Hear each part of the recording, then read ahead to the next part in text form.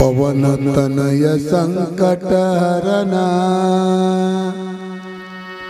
मंगल मूर्ति रूप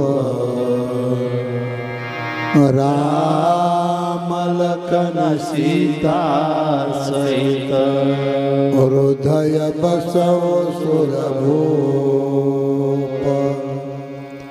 रामायण तुलसी कहव कथानुसार आसन लीजे प्रेम सहित आइय पवन कुमार सियावर रामचंद्र की जय। उमापति महादेव की जय। पवन सुत हनुमान की जय। बोलो रे भाई सब संतन की जय। तो कया ज्ञान दीपा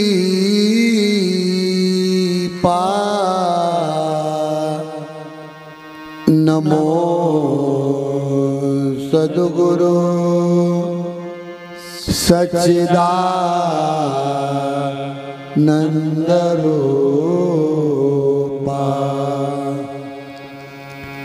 नमो सद्गुरु भक्त कल्याण मूर्ति। नमो सद्गुरु भास्करा पूर्ण कीर्ति।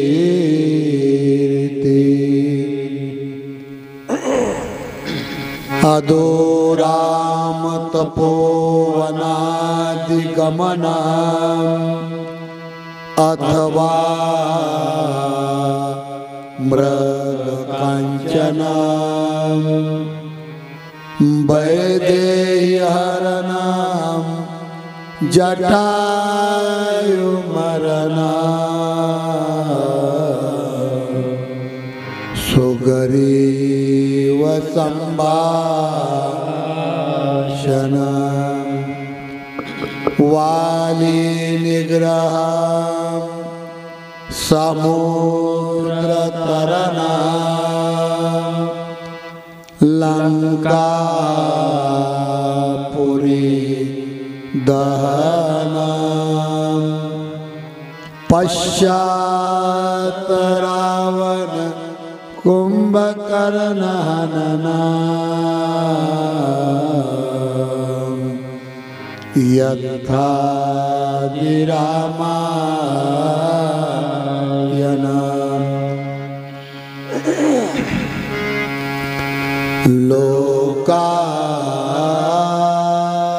लोकाभिरामं रणरंगधीरा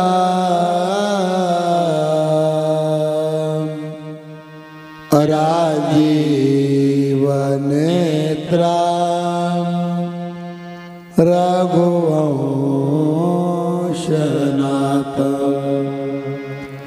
कारुण्यरूप करुणाकरन्ता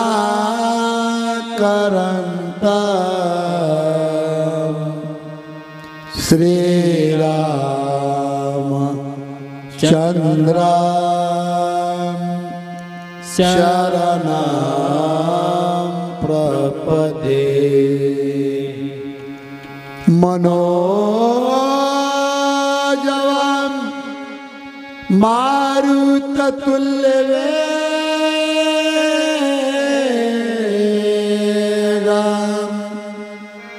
जितेन्द्रियां बुद्धिमतां वरिष्ठं वातात्मजां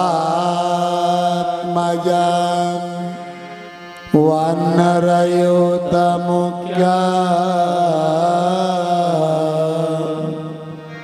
श्रीराम दूता शरणं प्रपदे। श्रीराम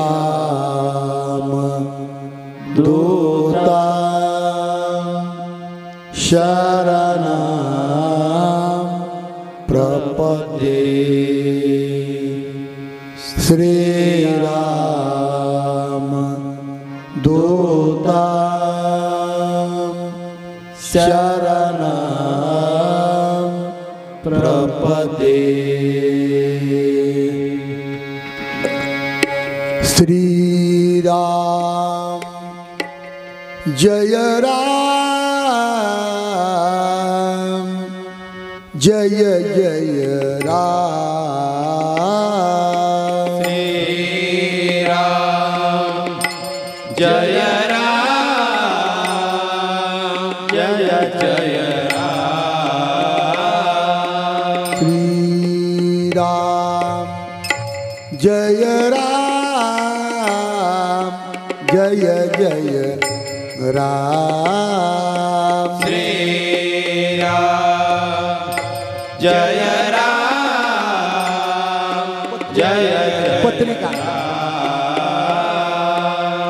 हे पहा सर्वजण टाळी वाजवा भजन करा. लबाडी करून जर लय मोठं घर बांधलं तर तो आदर्श प्रपंच म्हणता येत नाही. घर छोटा असू द्या पण कष्टाचा प्रपंच असावा. लबाडीचा संसार नको. आणि म्हणून ज्या व्यक्तीला असं वाटत असेल की आपलं जीवन आदर्श असावं, आपलं कुटुंब आदर्श असावं, आपला गाव आदर्श असावा, त्या माणसाने रामकथा अवश्य ऐकावी. आणि रामकथा ऐकून या मंडपमध्ये न ठेवता प्रत्येकाने ही घरी घेऊन जावी. घराघरातल्या प्रश्नाचं उत्तर म्हणजे रामायण, अशी ही सुरस गोड पवित्र श्रीरामकथा.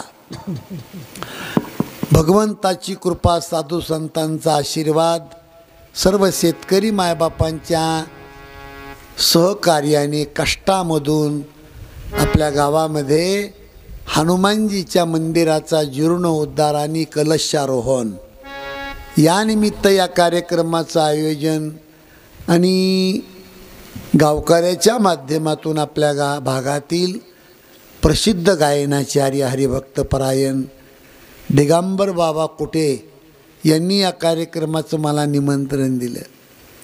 अधूनमधून एक फोन शिंदे भाऊ म्हणून त्यांचा एक येतो मला. आणि म्हणून सर्वांच्या माध्यमातून या कार्यक्रमाची निर्मिती आहे. काल आपल्या रामायणामध्ये तुम्हाला रामायणाचं महत्त्व सांगितलं. आता महादेव पार्वतीचं लग्न आणि रामजन्म साजरा करायचा आपल्याला. आणि विशेष म्हणजे आज पर्व काळ आहे. एकंदरीत 5 पर्व काळ आहेत.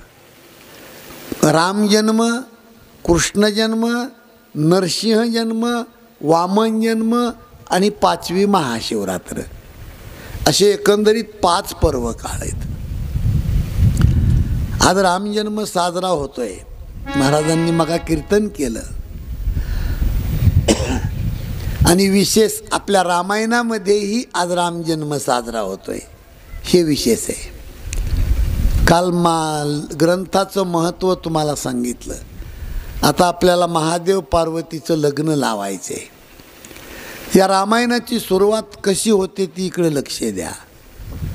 प्रयागराज तीर्थावर, प्रयागराज तीर्थ कळतं का तुम्हाला? गंगा, यमुना, सरस्वती या 3 नद्यांचा संगम जिथे, त्याला प्रयागराज म्हणतात. आणि 12 महिन्यामध्ये एक दिवशी तिथं यात्रा भरते. कोणत्या दिवशी भरते? सूर्यनारायण ज्या दिवशी मकर राशीमध्ये प्रवेश करतो त्या दिवशी तिथं यात्रा भरते.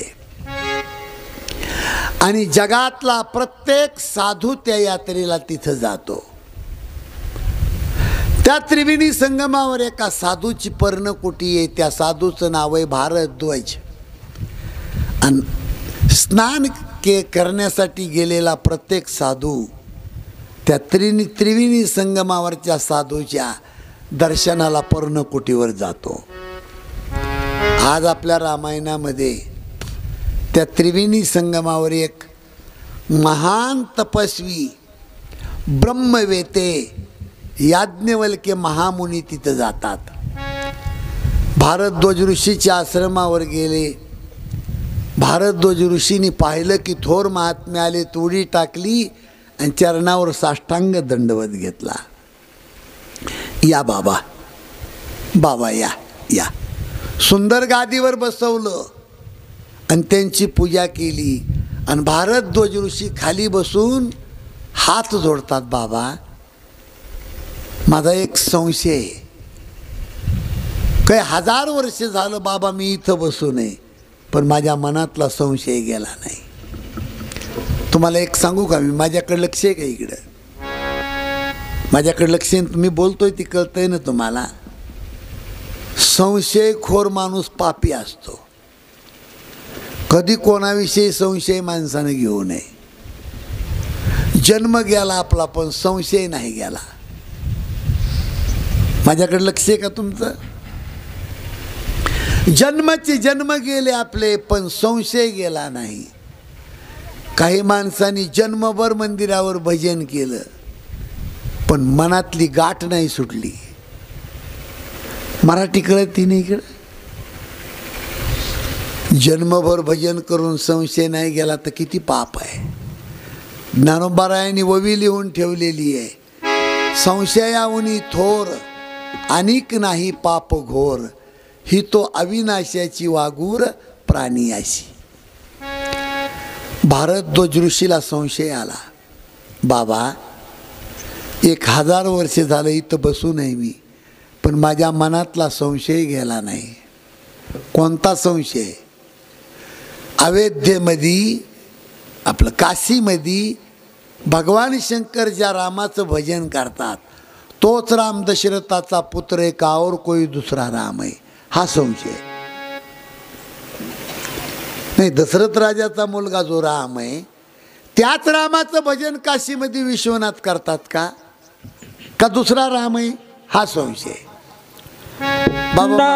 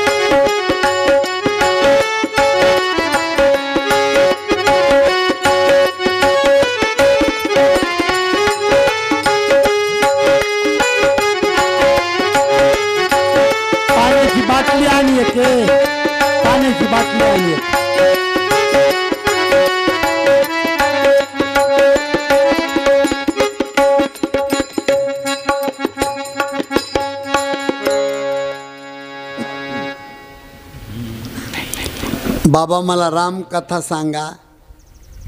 आणि मग भारद्वाज ऋषीला रामायण सांगायला सुरुवात केली. याज्ञवल्क्य महामुनी. त्या रामायणाची सुरुवात कशी आहे इकडे लक्ष द्या. बोला. एक बार त्रेता जुग माई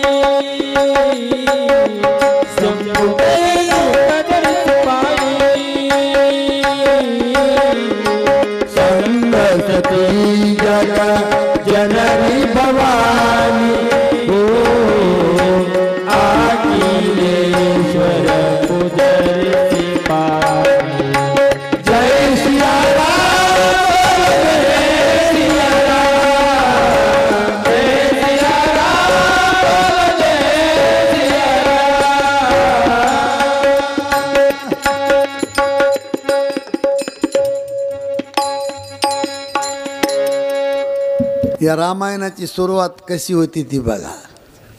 प्रयाग तीर्थावर याज्ञवल्क्य महामुनींनी रामायण सांगायला सुरुवात केली. एक बार त्रेता जुगमाही. त्रेतायुगामध्ये भगवान शंकर कैलासावरून रामायण ऐकायला निघाले. पार्वती मी रामायण ऐकायला निघालो. पार्वती माता म्हणली मला सुद्धा रामायण ऐकाय यायचे. भगवान शंकर म्हणले येतीस तर चल. मग तेव्हापासून रामायण दोघांना ऐकण्याची पद्धत आहे. म्हणून आज रामायणात संदेश देतो, जेवढे महादेव तुम्ही इथं रामायण ऐकायला आलात ना, पार्वती घरी ठेवू नका. प्रत्येकाची पार्वती सोबत पाहिजे. आणि सर्व पार्वती मातांना विनंती आहे, रामायण ऐकायला निघालात घरी येऊन की महादेव भोळा महादेव पाहिला पुढं ढकलायचा. महादेवाला घरी ठेवून यायचं नाही. कारण रामायण दोघांनी ऐकण्याची पद्धतही एकानी नाही. महादेव पार्वती रामायण ऐकायला निघाले, पण कुठं आणि कुणाच्या मुखातून रामायण ऐकायला निघाले? आपण भाग्यवान माणसं आहेत. त्या काळामध्ये महाराष्ट्रामध्ये नाशिक जिल्ह्यामध्ये मनमाड तालुक्यामध्ये अंकाई नावाचा किल्ला आणि त्या किल्ल्यावर अगस्त्य ऋषीचं वास्तव्य होतं त्या काळामध्ये. आणि तिथं भगवान शंकर आणि भवानी पार्वती माता रामायण ऐकायला आले. इकडे लक्ष द्या. रामायण ऐकिलं महादेवानं, पण बाई झोपली. पार्वतीनं रामायण ऐकिलं नाही. आणि मग महादेव पार्वती वापस निघाले. नाशिक जिल्ह्यातली कथा ही दंडकारण्यामध्ये. आणि त्याच अरण्यामध्ये त्या काळामध्ये सीता रावणाने चोरून नेली होती. म्हणून त्या जंगलामध्ये राम रडत फिरत होते. भगवान शंकरानं पाहिलं, ज्या रामाची कथा ऐकून आलो तो राम तर जंगलात रडत फिरतोय. पण पळत जाऊन रामाचं दर्शन घ्यावं तर ही बाई सोबत आहे. पार्वती म्हणील माझे मालक उठत येत सुटत येत आणि कुणाचं बी दर्शनच घेत येत. म्हणून भगवान शंकर रामाच्या दर्शनाला जात नाही.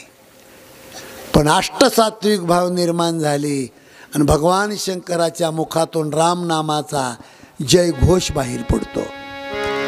बोलिए रामचंद्र भगवान की जय. थरथर थरथर कापू लागले, डोळ्यातून पाणी वाहू लागलं आणि राम नामाचा जय घोष करू लागले भगवान शंकर. पार्वती मातानी पाहिलं, ओ मालक तुमच्या काय अंगात आलं का काय? कोणाचा जय घोष करता तुम्ही? भगवान शंकर म्हणले, पार्वती तुला सांगायचं नव्हतं, पण विचारलंस म्हणून सांगतो. ज्या रामाचं चरित्र आपण ऐकून आलो ना, तो राम जंगलामध्ये रडत फिरत होतो. पार्वती म्हणली, बाई रडत का म्हणून फिरत येत ते? भगवान शंकर म्हणले, त्यांची बायको राक्षसानं चोरून नेली. पार्वती म्हणती, राम तर देव आहे ना, मग त्या देवाची एक बायको चोरून नेली म्हणजे काय देवानं रडायचं असतं का? आणि जर देव रडत असेल तुमचा तर तो राम कसा? आणि पुन्हा पार्वती माता महादेवाला म्हणते, ओ मालक मी रामाची समज घालून येऊ? भगवान शंकर म्हणले, जाऊ नको पच्चील. तरी पार्वती रामाची समजूत घालायला गेली, पण साधन कोणतं वापरलं? तुम्ही रामायण ऐकत नाही का? इकडं साधन कोणतं वापरलं? बोला बोला, घरचे मोकळ्या मनानं बोल जा. कोणतं साधन? सीतेचं. मग मोकळ्या मनानं बोला ना तुम्ही. बरोबर आहे ते. रामाला फसवण्यासाठी सीतेचं रूप घेऊन पार्वती गेली, पण डोळ्यावरून रामानं पार्वती ओळखली. कारण जगामध्ये काही गोष्टी अशा आहेत लपवण्याचा प्रयत्न केला तरी लपल्या जात नाहीत. कोणत्या गोष्टी? आकाशातल्या चांदण्यामुळं चंद्रुबा कधी लपत नाही. आभाळ आल्यामुळं सूर्यनारायण कधी लपत नाही, खरा दानशूर माणूस दारात भिकारी आल्यावर लपत नाही, आणि चंचल तापड स्वभावाची बाई तिचे डोळे कधी लपत नाहीत. म्हणून पार्वती तापड होती, चंचल होती, म्हणून तिचे डोळे लपत नाहीत. एका गंगादासाचा दोहा पहा. तारों के तेजों में चांद छुपे नहीं, सूरज छुपे नहीं, बादल छायो, चंचल नारी के नैन छुपे नहीं, दाता छुपे नहीं, मांगन आयो.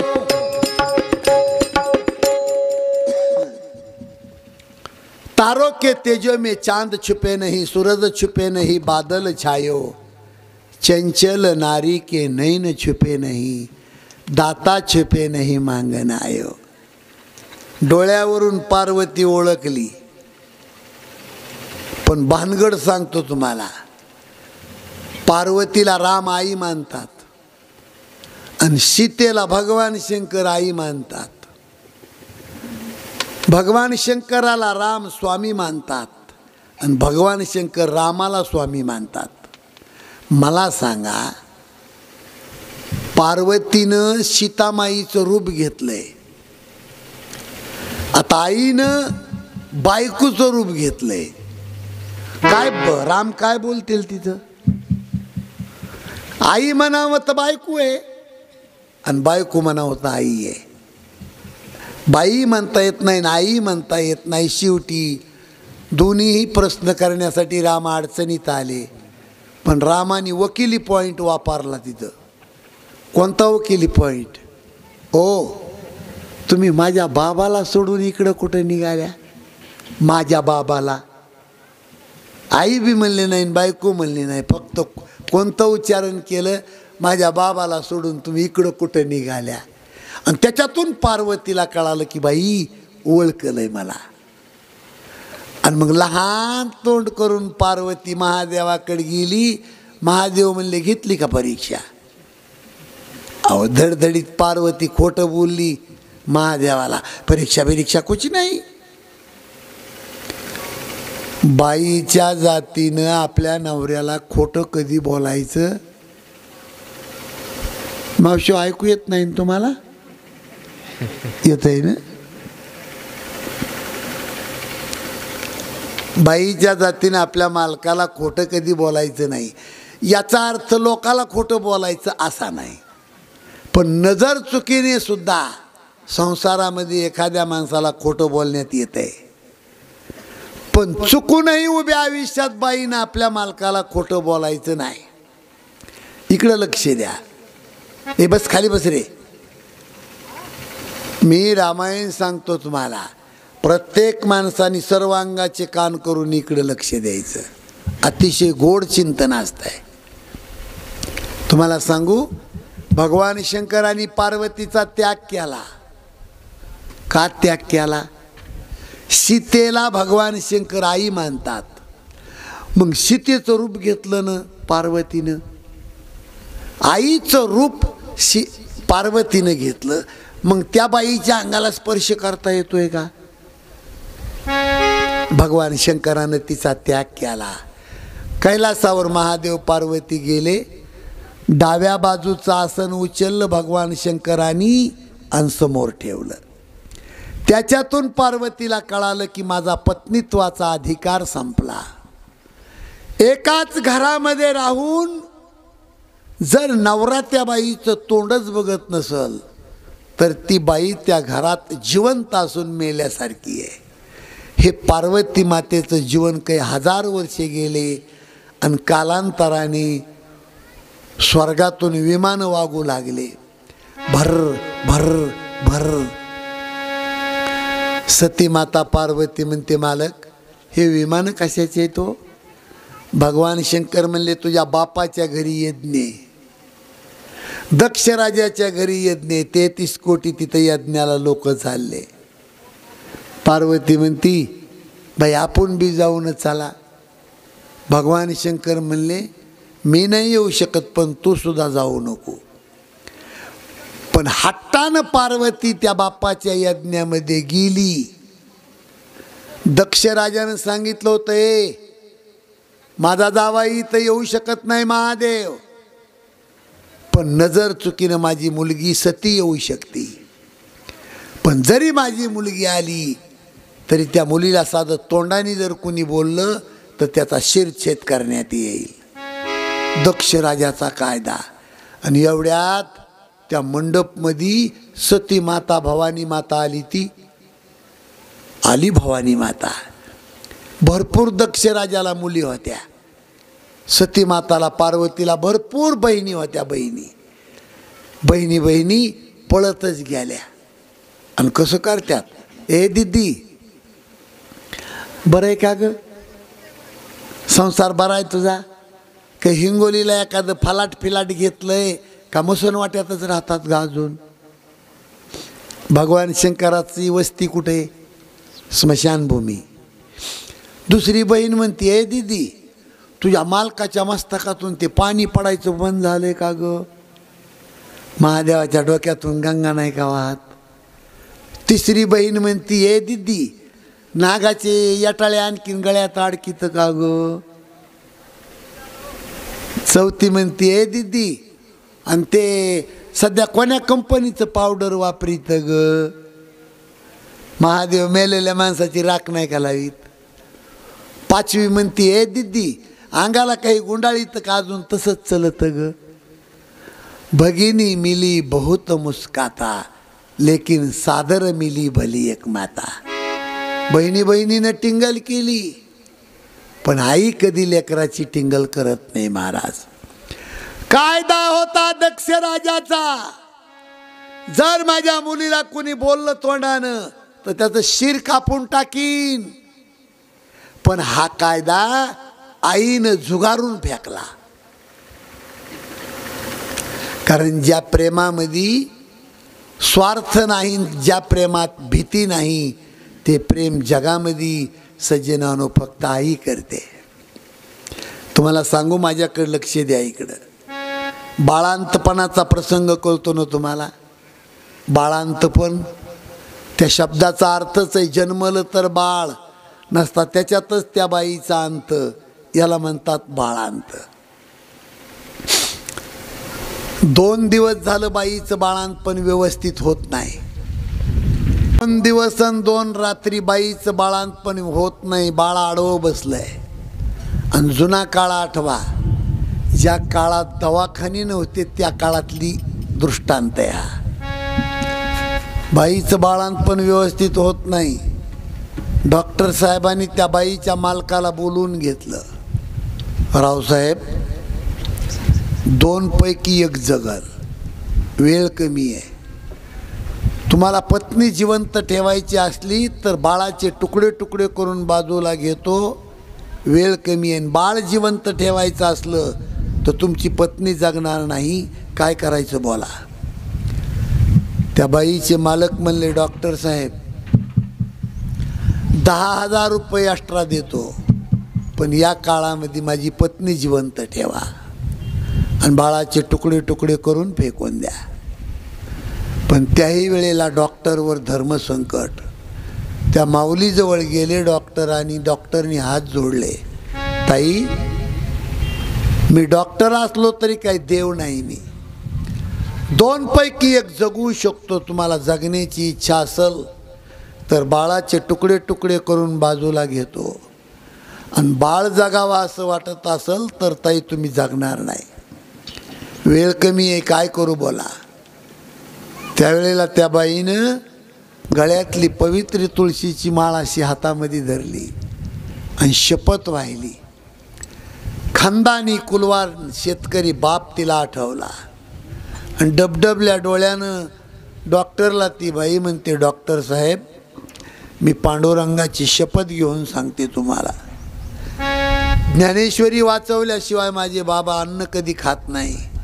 त्या वारकरी बापाची मुलगी आहे मी. बालहत्याचं पाप कोण्या जन्मात फेडू मी.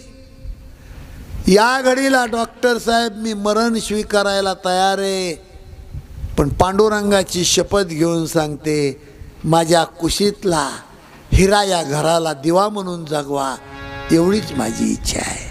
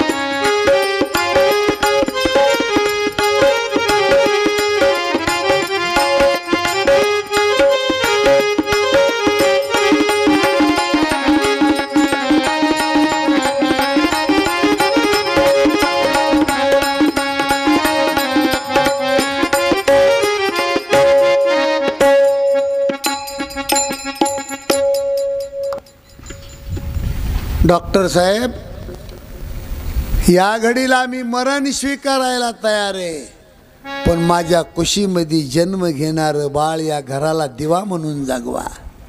माझ्याकडे लक्ष आहे तुमचं.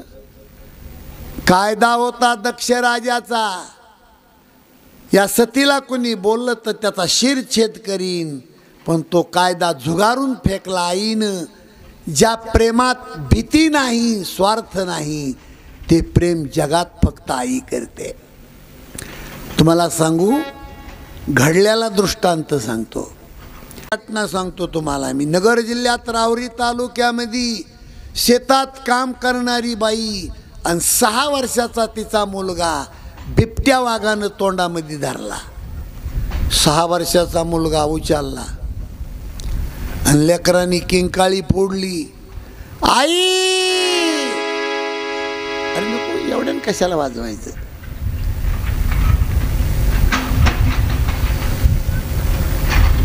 शेतात काम करणाऱ्या बाईनं पाहिलं, पोटचं लिकरू वाघाच्या तोंडामध्ये. वाघावर धावली बाई महाराज आणि वाघाच्या तोंडातलं स्वतःचं लिकरू धरलं. वाघाला भेट नाही बाई. ज्या प्रेमात भीती नाही, ते प्रेम जगात आई करते, हे सांगतोय मी तुम्हाला. पण आई सहित लेकरासहित त्या वाघानं डोंगराच्या दरीमध्ये मायलेकरं वडीत नेले. तिथं गेल्यावर वाघानी हसाडा मारल्याबरोबर त्या लेकराची मान काडकून मोडली, रक्ताच्या चिळकांड्या. आणि त्या लेकराचं प्रेत मांडीवर घेऊन ढोरासारखी माय तिथं रडत बसली. 10 फुटावर वाघ 10 फुटावर जाऊन बसतो आणि इथून चित्र दिसेल तुम्हाला. तो वाघ त्या आईकडं बघून ढसा ढसा रडतो वाघ. जणू वाघाला असं वाटतंय, अरे वाघाला सुद्धा भेट नाही इतकं लेकरावर या आईचं प्रेम असतंय. हे जर मला कळालं असतं तर या बाईचा मुलगा मी मारला नसता. वाघ रडतो वाघ.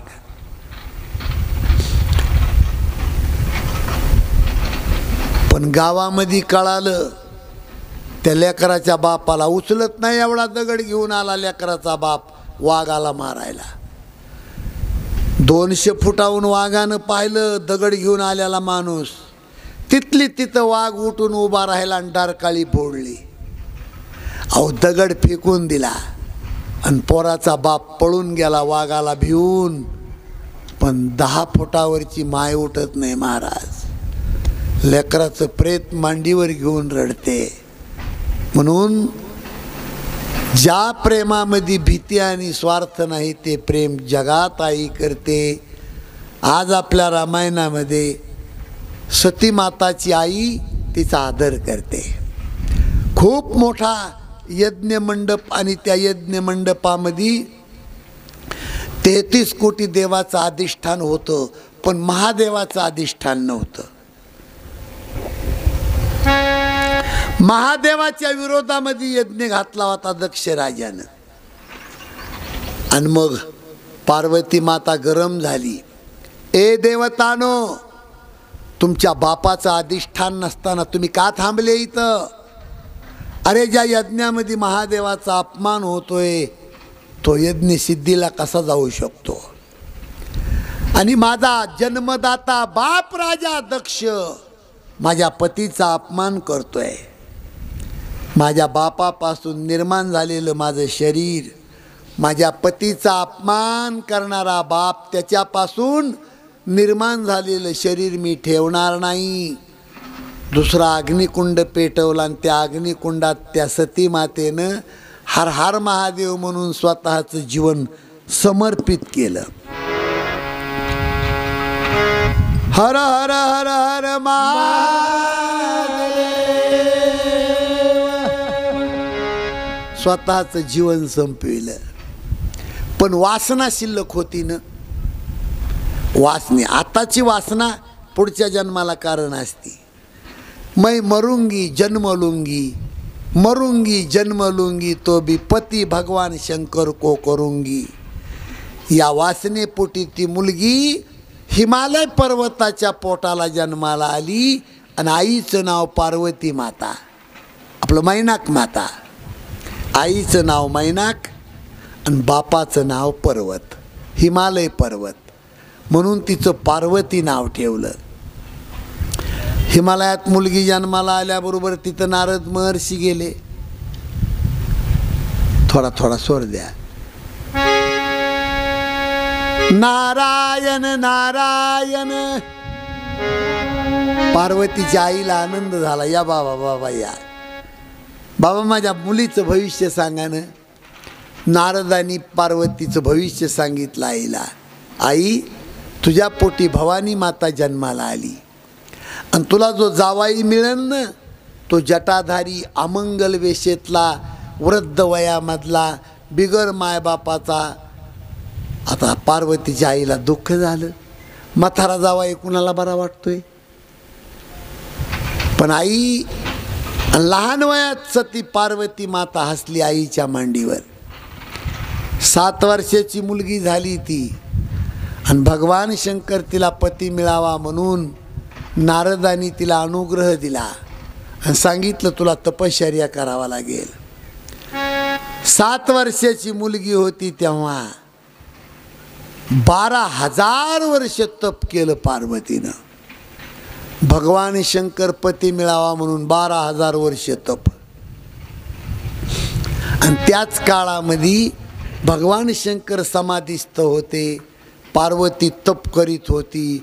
आणि त्या काळामध्ये तारकासूर नावाचा एक दैत्य मातला होता.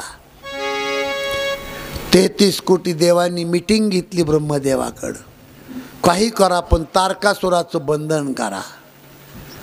ब्रह्मदेवानं सांगितलं भगवान शंकराच्या पोटी कार्तिक स्वामी नावाचा मुलगा जन्माला येईल आणि त्याच्या हातातून तारकासुराचं मरण आहे. आता लग्नच नाही तर मुलगा कधी होईल? पण कथेमध्ये वेळ लागत नाही.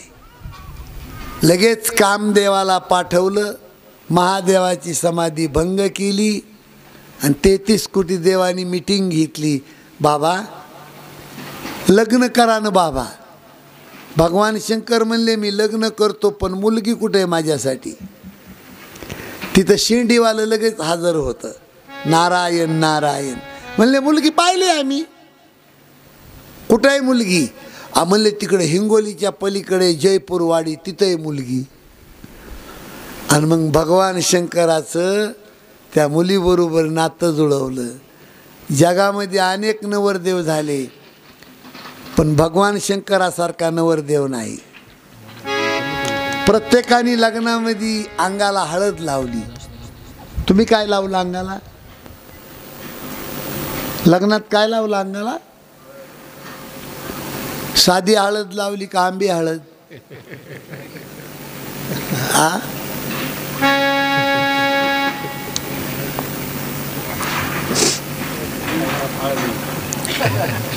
मला इकडे लक्ष द्या. प्रत्येक माणसाने लग्नामध्ये अंगाला हळद लावली. कामून लावली हळद काही सांगता येईल तुम्हाला? होय होय लाईट स्पीकरवाले, तुमचे लग्न नाही झाले ना पोराय हो? बामण गोळच म्हणला की गुळशिली. कशासाठी हळद लावली अंगाला? प्रत्येक माणसाचा कामावर पगडा असावा म्हणून अंगाला हळद लावली. पण महादेवानी लग्नात सुद्धा मेलेल्या माणसाची राखच लावली. राख का लावली? भगवान शंकरांनी जगाला संदेश पाठवला की प्रत्येक माणसाची मेल्यावर चिमुटभर राख होणार आहे. म्हणून प्रत्येक माणसाने मरण स्वतःच विसरू नये.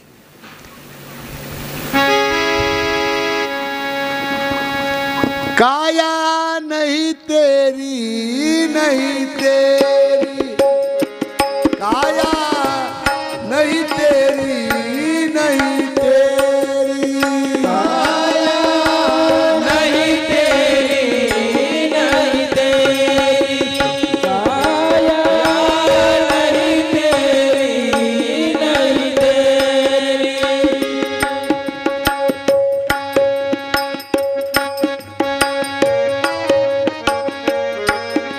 पाहुणे म्हणून जन्माला आलो आपण. पाहुणे पाहुणे 4 दिवसाचे पाहुणे.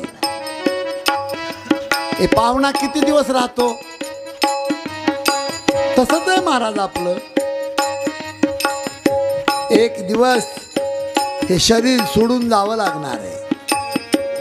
काया नहीं तेरी नहीं तेरी, 2 दिन की जिंदगानी बंदे मत कर मेरी मेरी, काया नहीं तेरी नहीं, काया नहीं तेरी नहीं तेरी, काया नहीं तेरी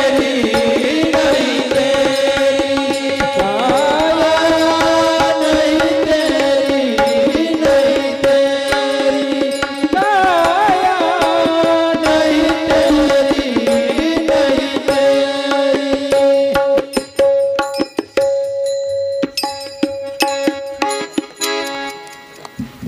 लग्नामध्ये प्रत्येक माणसाने वेगळं वेगळं वाहन वापरलं. जुन्या काळामध्ये कशाचे वाहन महाराज? पण काही नवरदेव कमांडरमध्ये बसले, काही नवरदेव मॅक्समध्ये, काही क्लोजरमध्ये, काही इंडिकात, काही स्कॉर्पिओ. अनेक वाहनात अनेक नवरदेव बसले. पण भगवान शंकरांनी एक वाहन वापरलं, त्याचं नाव आहे नंदी बैल. नंदी बैल नंदी बैल. नंदी बैलावर स्वारी आहे भोलेनाथाची. सज्जनानो इकडं लक्ष द्या, कर्मणूक म्हणून ऐकू नका. नंदी बैल हे धर्माचं प्रतीक आहे. जसे बैलाला 4 पाय आहेत तसे धर्माला 4 पाय आहेत. आणि हा जो मंडप आहे ना, धर्म जगवण्यासाठी मंडप आहे. हे जयपूरमध्ये सप्ताह कशासाठी करायचा? धर्म जगवण्यासाठी. धर्माला 4 पाय आहेत. या 4 गोष्टी जगवणं माणसाचं कर्तव्य आहे. कोणत्या 4 गोष्टी? लक्ष द्या. सत्य, तप, दया आणि दान. हे खरं बोललं पाहिजे ना माणसानं. खरं बोलणाऱ्या माणसाला सध्याच्या काळात त्रास आहे, पण विजय त्याच माणसाचा आहे. सत्य परेशान होता है लेकिन पराजित नाही. वाईट माणसं कामापुरते धन मिळवताना तुम्हाला दिसतात, पण एक न एक दिवस त्यांचं घर उद्ध्वस्त होणार.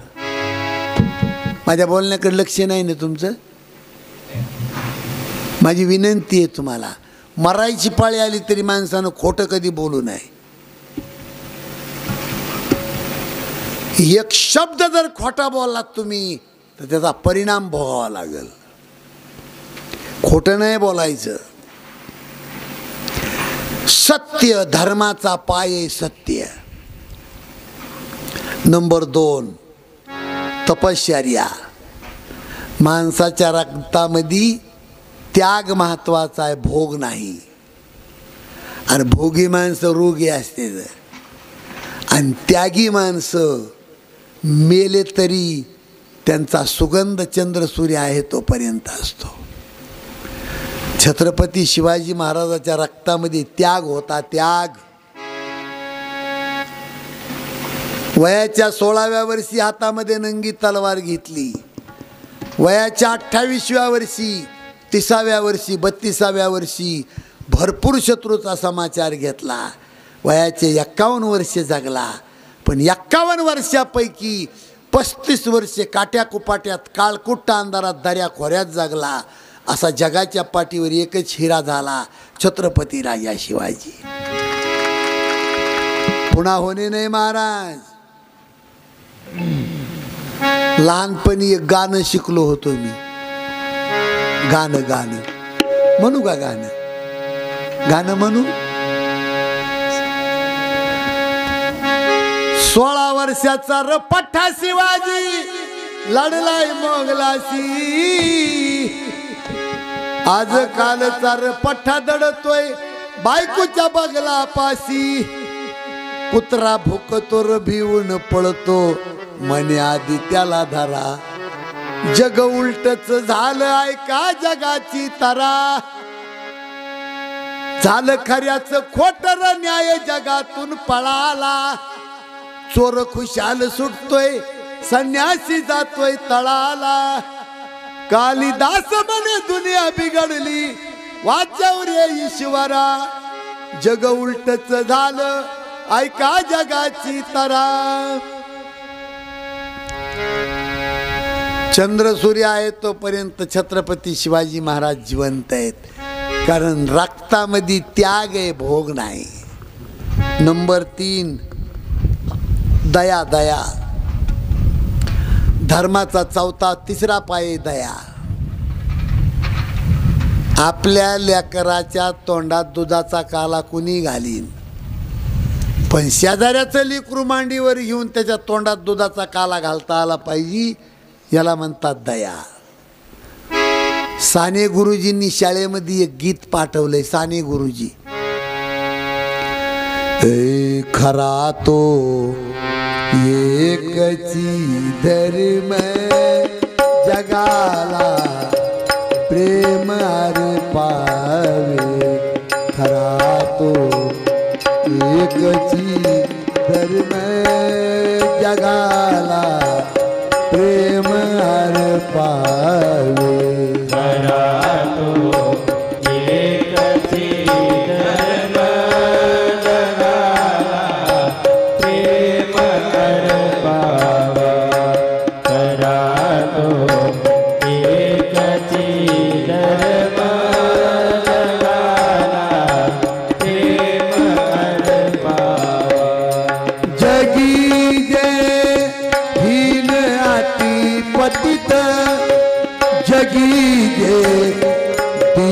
पद दलित तयाजा कोणी उठवावे जगाला प्रेम अर्पावे. खरा तो एकची धर्म जगाला प्रेम अर्पावे.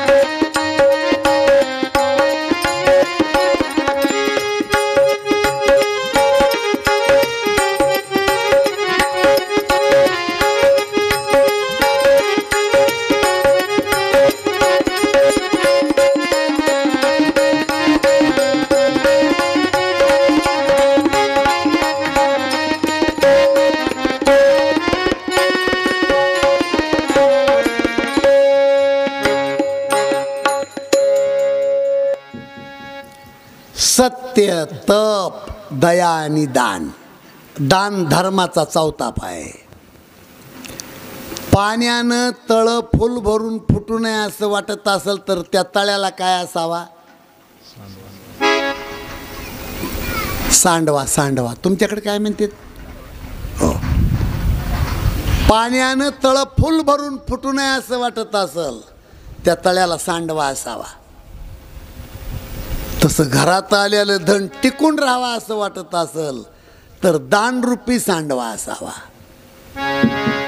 दान केल्यावर धन टिकतं, दान केल्यावर धन वाढतं आणि दान केल्यावर त्या धनाला जाळी आळी लागत नाही, ते धन स्वच्छ होतं. माझ्याकडं लक्ष आहे का तुमचं? महिला मंडळी माझ्याकडे लक्ष आहे तुमचं? आणि माझं बोलणं कळतंय का सगळं इकडं? 3 मुद्दे लक्षात ठेवा. दान दिल्यावर धन टिकतं, दान दिल्यावर धन वाढतं आणि दान दिल्यावर त्या धनाला जाळी आळी लागत नाही, स्वच्छ होतं. सत्य, तप, दया आणि दान या 4 गोष्टी जगवण्यासाठी सप्ताह आहे. या 4 गोष्टी जगवण्यासाठी हनुमंतरायाच्या मंदिराचा जीर्णोद्धार आणि कलश आहे. मी पाया पडून सांगतो तुम्हाला, हात जोडून सांगतो, या 4ही गोष्टी ज्या माणसाच्या घरामध्ये जिवंत राहतात त्या घराला धोका नाही.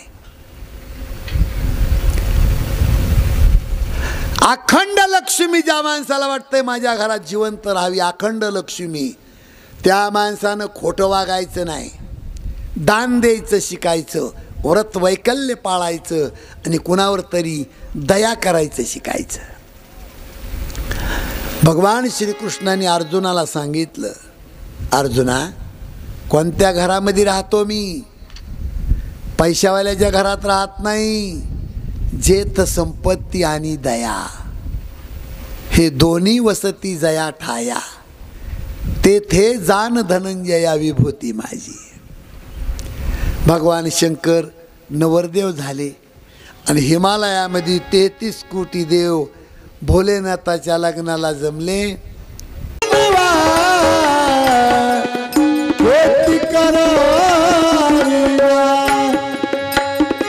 आवाज मोकळा.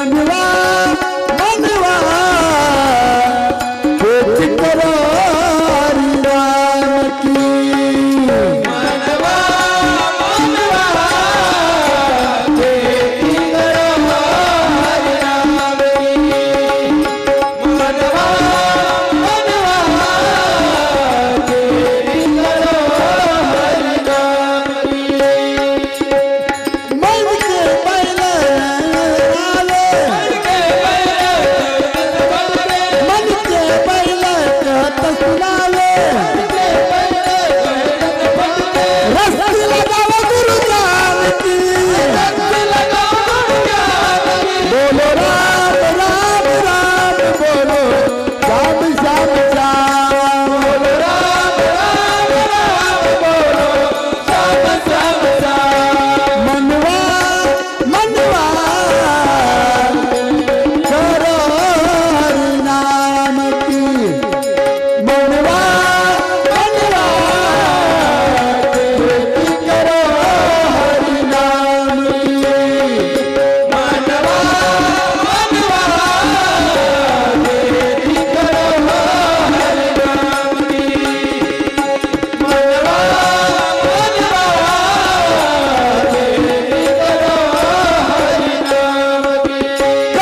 कबीरा सुन भाई साधु कबीरा सुन भाई साधु कबीरा सुन भाई साधु कबीरा सुन भाई साधु हट करो हरि की करो हरि बोलो राम राम राम बोलो श्याम श्याम श्याम बोलो राम राम राम बोलो श्याम श्याम श्याम मनवा मनवा करो हरि नाम की मनवा मनवा करो हरि नाम की मनवा मनवा करो हरि नाम की मनवा मनवा करो हरि नाम की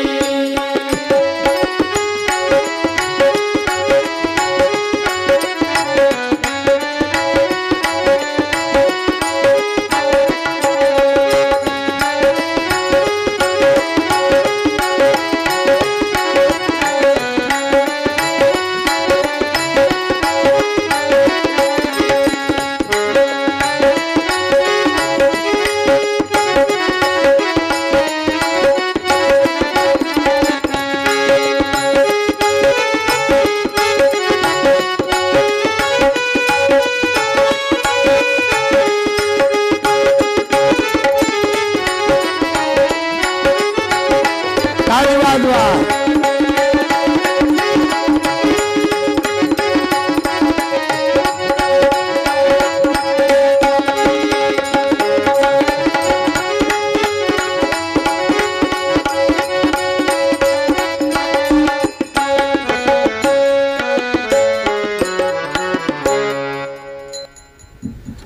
भगवान शंकराचं वराड हिमालयामध्ये गेलं आणि महाराज तिथं भगवान शंकराचं लग्न लागतंय. आज आपल्या या पवित्र पावनभूमीमध्ये हनुमंतरायाच्या जीर्णोद्धारासाठी कलशरोहणासाठी या रामायणामध्ये राम जन्माच्या दिवशी भोलेनाथाचा लग्न विवाह होतो या नगरीमध्ये. हा भाग्याचा उदय म्हणून 5 मंगलाष्टक बोला.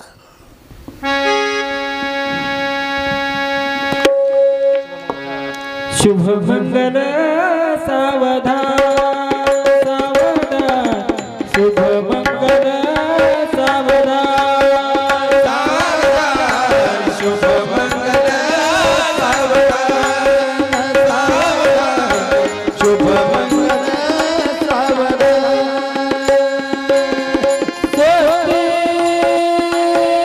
श्री गणनायक गजमुखा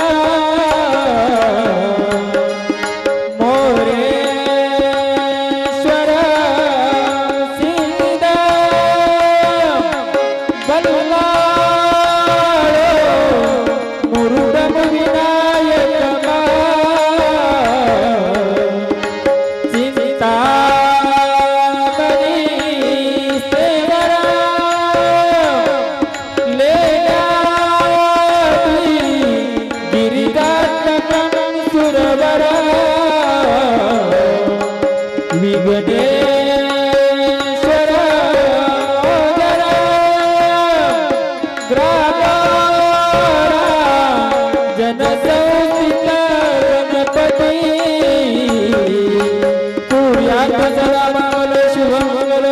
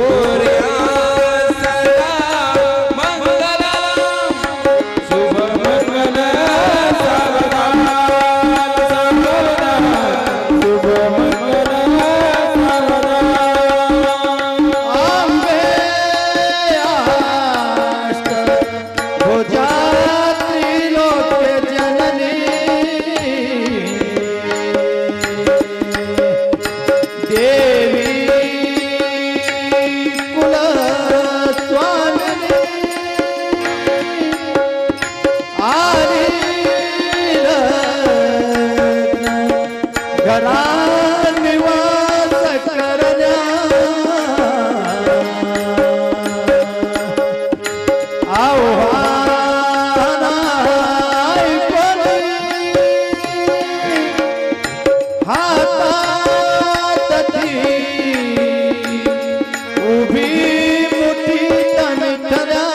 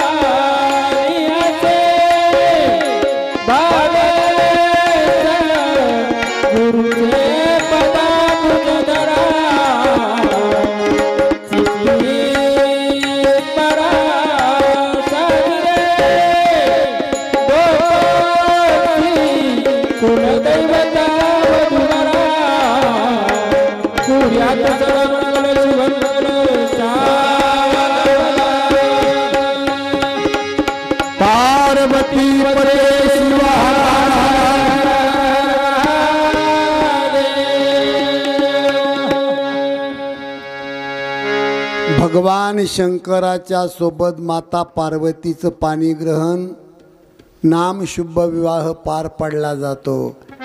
3 महिने महादेवाच्या लग्नाचा सोहळा चालला आणि शेवटी कोणताही बाप असेल एक दिवशी मुलीच्या जातीला वाट लावावं लागतंय।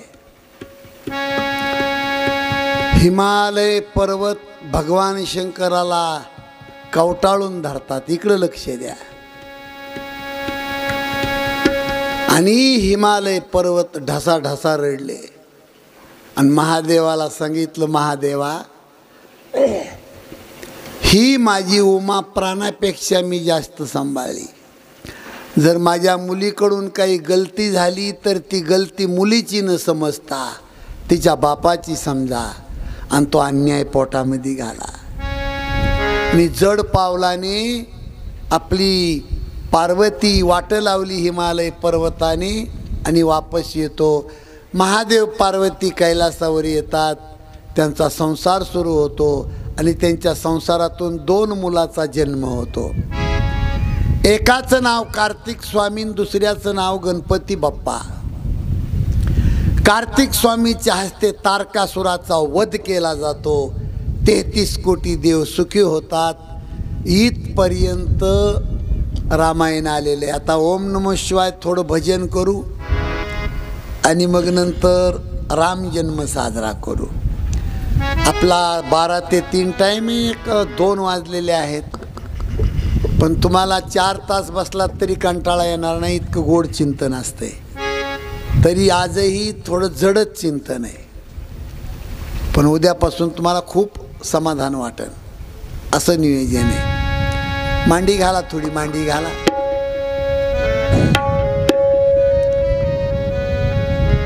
नमः शिवाय, ओम नमः शिवाय, हर हर बोले नमः शिवाय. नमः शिवाय ओम नमः शिवाय, हर हर बोले नमः शिवाय. नमः शिवाय, ओम नमः शिवाय, हर हर बोले नमः शिवाय. नमः शिवाय ओम नमः शिवाय, हर हर बोले नमः शिवाय. नमः शिवाय, ओम नमः शिवाय, हर हर बोले नमः शिवाय. नमः शिवाय ओम नमः शिवाय, हर हर बोले नमः शिवाय. नमः शिवाय, ओम नमः शिवाय, हर हर बोले नमः शिवाय. नमः शिवाय ओम नमः शिवाय, हर हर बोले नमः शिवाय. हे पाप फक्त महिला मंडळी माग म्हणा, सर्व महिलांनी माग म्हणायचं. नमः शिवाय, ओम नमः शिवाय, हर हर बोले नमः शिवाय.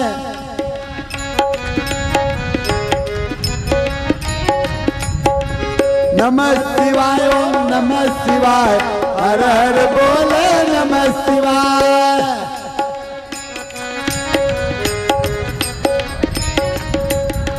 नमः शिवाय, ओम नमः शिवाय, हर हर बोले नमः शिवाय.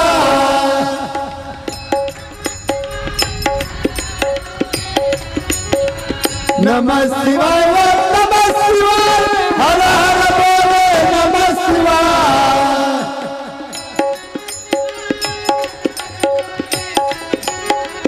नमः शिवाय, ओम नमः शिवाय, हर हर बोले नमः शिवाय.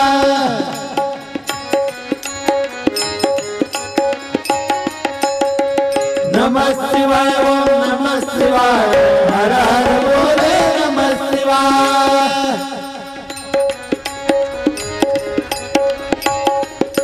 हर हर बोले नमः.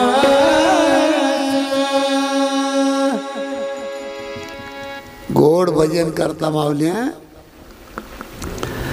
आता हे दुसरा दिवस आहे, हळूहळू इथं बसायला माणसाला जागा पुरणार नाही.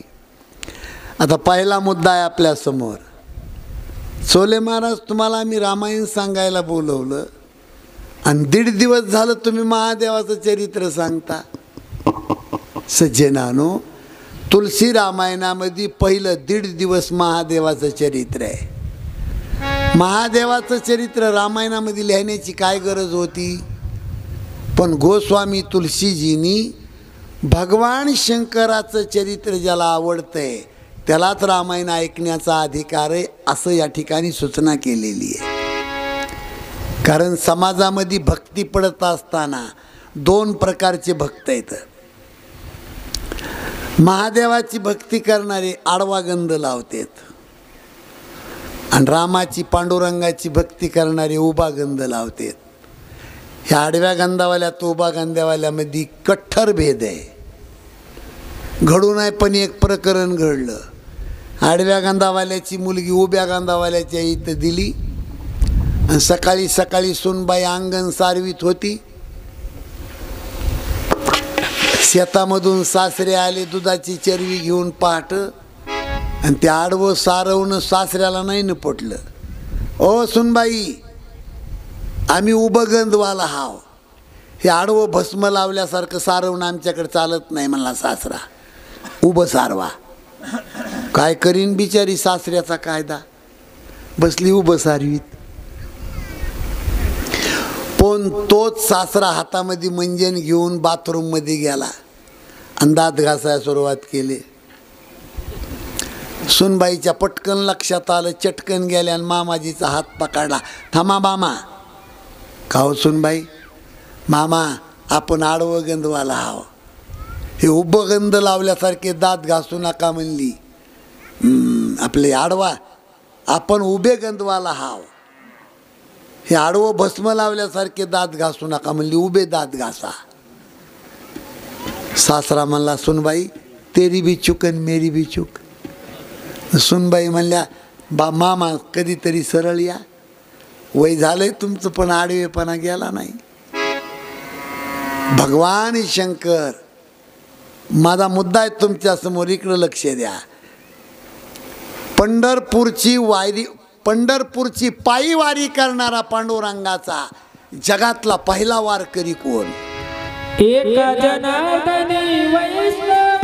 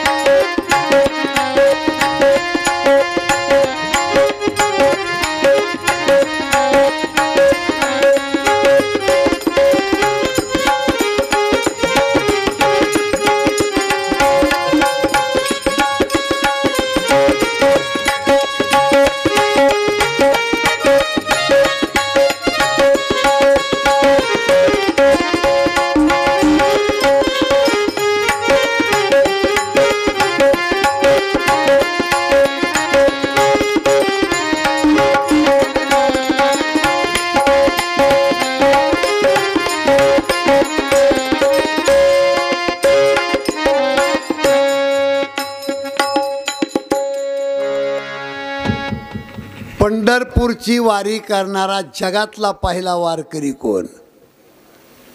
एकनाथ महाराजांनी उत्तर दिले, एका जनार्दनी वैष्णव शिरोमणी महादेव. भगवान शंकर पांडुरंगाच्या वारीला निघाले आणि पार्वती माईनं पाहिलं, ओ मालक कुठं निघालाय हो तुम्ही? पार्वती, माझ्या पांडुरंगाची आषाढी वारी, मी पंढरपूरला निघालो. पार्वती माता म्हणल्या, बाई तुम्हालाच पंढरपूरला जावं वाटतं ना, आम्ही काय पाप केले काय, मला बी यायचंय. भगवान शंकर म्हणले, पार्वती तू कशाला येती? अगं पंढरपूरची आषाढी वारी म्हणजे पुण्याच्या सारसबागातलं घुमणं नव्हं. 25 लाख लोकांची गर्दी आरती असते आषाढी वारीला, आणि एवढ्या गर्दीत कशाला येते तो? पार्वती म्हणली, मी येणार. भगवान शंकर म्हणले, येतीस तर चल. महादेव पार्वती पंढरपूरच्या वारीला निघाले. हे गणपती बाप्पानी पाहिलं, ओ पप्पा मला बी यायचे. भगवान शंकर म्हणले, पार्वती एवढ्या गर्दीमध्ये एवढ्या मोठ्या पोटाचा बाबा आता कसा न्यायचा? पार्वती माता म्हणल्या, माय आपलं वाहन काढा की. महादेवाकडं स्कॉर्पिओ होती का इंडिका होती वाहन. नंदी बैल सजवला, नंदी बैलावर 3 माय लेकरं बसले आणि पंढरपूरच्या वारीला निघाले. इथं थोडं कुटवर्णन आलेलं आहे, आपल्याला हिशोब लावायचा आहे. 10 चरण जयाला चौपदी चालत आहे, 11 नैन जाला पंचमुखास पाये. सचित चिनवल वाटे अष्टकर्ण जयाला, पशु जरी म्हणू त्या ते 2 पुच्छ तयाला. हे 3 माय लेकर नंदी बैलावर बसले, त्याचं गणित आहे. पायाची बेरीज 10 सांगितली पण चालणारी 4. तोंडाची बेरीज 5 सांगितली, कानाची बेरीज 8 सांगितली, डोळ्याची बेरीज 11 सांगितली, शेपटाची बेरीज 2 सांगितली. चालणारे 4 पण 10 पाय कोणते? 3 माय लेकराचे 3 आणि बैलाचे 4, 6 आणि 4 10. तोंडाची बेरीज 5 सांगितली, 3 माय लेकराचे 3 तोंड आणि बैलाचं 1 तोंड, किती झाली 4. 5वं तोंड कुठून आणायचं? महादेवाच्या गळ्यातलं 5वं तोंड आहे. कानाची बेरीज 8 सांगितली, डोळ्याची बेरीज 11 सांगितली. 8 डोळे कोणते, 8 कान कोणते? अहो 5 तोंडाला कान 10 पाहिजेत. कान कुणाला नाहीत? सापाला कान नाही. डोळ्याची बेरीज 11 सांगितली. 5 तोंडाला डोळे 10 पाहिजेत. पण भगवान शंकराचा 3रा डोळा, त्याला धरून 11. शेपटाची बेरीज 2 सांगितली. सापाचं 1 शेपूट आणि बैलाचं 1 शेपूट. आणि अशी ही दिंडी पंढरपूरला वारीला निघाली, आषाढी वारीला. मला वाटतंय आपण सुद्धा या दिंडीमध्ये थोडं सामील होऊ, थोडंसं भजन करू. माझ्या माऊलीची, माझ्या तुकोबाची पालखी आज निघाली. माझ्या माऊलीची, माझ्या तुकोबाची पालखी आज निघाली. माझ्या माऊलीची, माझ्या तुकोबाची पालखी आज निघाली. माझ्या माऊलीची, माझ्या तुकोबाची पालखी आज निघाली. टाळी वाजवा, टाळी. हा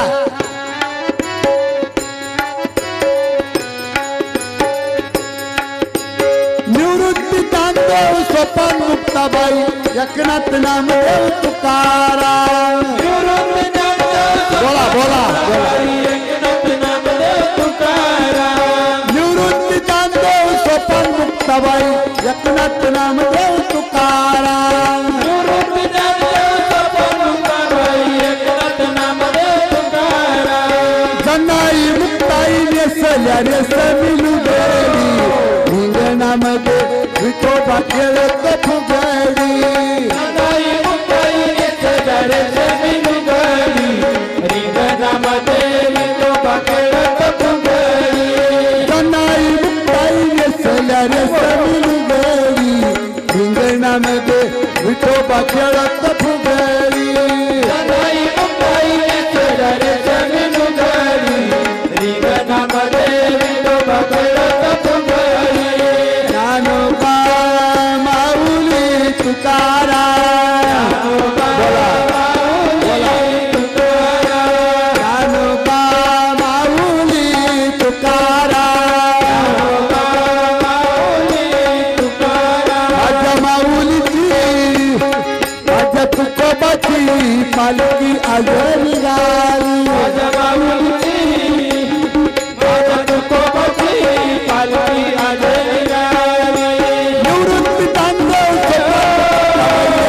नामदेव तुकाराम. एकनाथ नामदेव तुकाराम. निवृत्ती तांदूळ सोपान मुक्ताबाई एकनाथ नामदेव तुकाराम.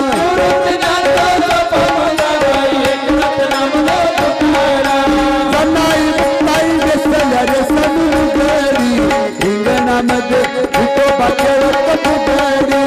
जनाई मुक्ताई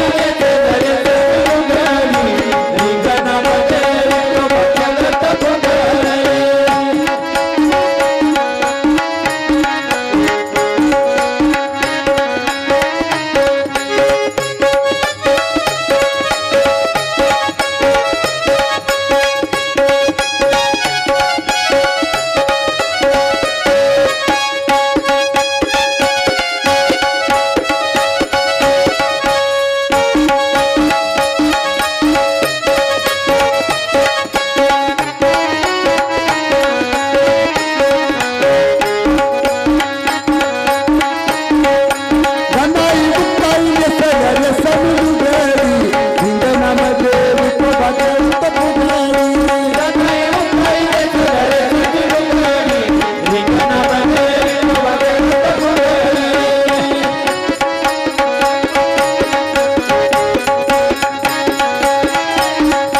ज्ञानोबा माऊली तुकाराम. ज्ञानोबा माऊली तुकाराम.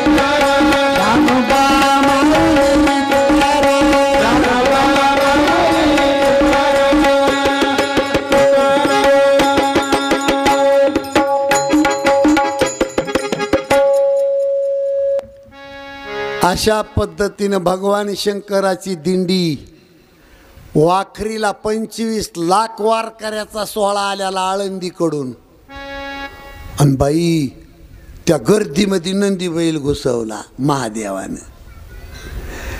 80 वर्षाचे म्हातारे हाडाचे टाळकरी 2-2 किलोचे टाळ हातामध्ये घेऊन धार पावसामध्ये नाचत होते, आणि चिखलामध्ये पाय घसारला की घडूळ पाण्याची पिचकारी त्या नंदीबाईलाच्या अंगावर जायची, आणि ती गडूळ पाण्याची पिचकारी बघून पार्वती कशी करायची, छिमाय तुमचं पंढरपुरण तुमचा विठोबा, आणि इतकी गहाण गडूळ पाण्याची आपला लाग नाही म्हणली. तिथंच उतरली पार्वती. आजही पंढरपूरला गेलात तर रेल्वे पठाराजवळ पार्वतीचं मंदिर आहे, ती पंढरपुरात गेली नाही. भगवान शंकर आणि गणपती बाप्पा, चंद्रभागेचं स्नान, पुंडलिकाचं दर्शन, आणि महाद्वारात गर्दीत नंदी बैल घुसवला, आणि वारकऱ्यांनी नंदी बैल पकडला. जटावाल्या बाबा, अरे काय माणसं तुडी चालला तुम्ही, तुम्हाला दयामाया आहे का नाही काही? गणपती बाप्पाला खाली घेऊन महादेव उतरले, आणि तो नंदी बैल आजही तुम्ही पंढरपूरला गेलात तर त्या चौकात दक्षिण दिशाकडे तोंड करून हनुमंतरायाचं मंदिर आहे, आणि त्या मंदिराच्या समोर नंदी बैल बसवला. तेव्हापासून हनुमंतरायाच्या मंदिरात नंदी बैल बसवण्याची पद्धत आहे. डाव्या कोनाड्यात गणपती ठेवला, आणि भगवान शंकर पांडुरंगाच्या समोर गेले. विटेवरून मालकानं पाहिलं की माझे स्वामी आले, उडी टाकली, आणि अलगत उचलून भगवान शंकराला स्वतःच्या मस्तकावर घेतलं पांडुरंगानं. आजही पंढरपूरला गेलात तर पांडुरंगाच्या मस्तकावर महादेवाच्या लिंगाची स्थापना आहे, आणि म्हणून हरिहरा भेद नाही नका करू वाद म्हणून पहिला 1.5 दिवस शिवचरित्र आहे. आता आपल्याला रामकथेला सुरुवात करायची. 3 वाजेपर्यंत 10 मिनिटावर जातील आजच्या दिवस थोडे. राम जन्माला येण्याचे महत्त्वाचे कारण 3 आहेत. देव जन्माला येतो त्याचे महत्त्वाचे कारण 3 आहेत. इकडं लक्ष द्या. देव जन्माला येतो त्याचं पहिलं कार्य आहे भक्ताचं प्रेम. नंबर 2, प्रेमी भक्ताला जी माणसं त्रास देत असतील त्या दुर्जन माणसाला मारण्यासाठी देव येतो. आणि तिसरं कारण आहे धर्माची स्थापना करण्यासाठी देव येतो. पण तुलसी रामायणामध्ये 5 मुद्दे सांगितले. रामाने 5 गोष्टीसाठी जन्म घेतला, 5 कारणं सांगितले. त्याच्यातलं पहिलं कारण आहे देवाच्या दारामध्ये जय आणि विजय होते, आणि सनत कुमार दर्शनाला आले, पण दारावरच्या राखणदारांनी प्रतिबंध केला.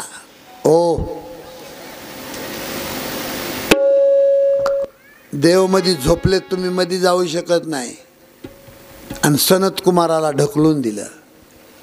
सनत कुमारांनी शाप दिला, मूर्खा हो, देवाच्या दर्शनाला जाताना तुम्ही बंधन करता, माझा शाप आहे, पृथ्वीवर तुम्ही राक्षस होऊन पडणार.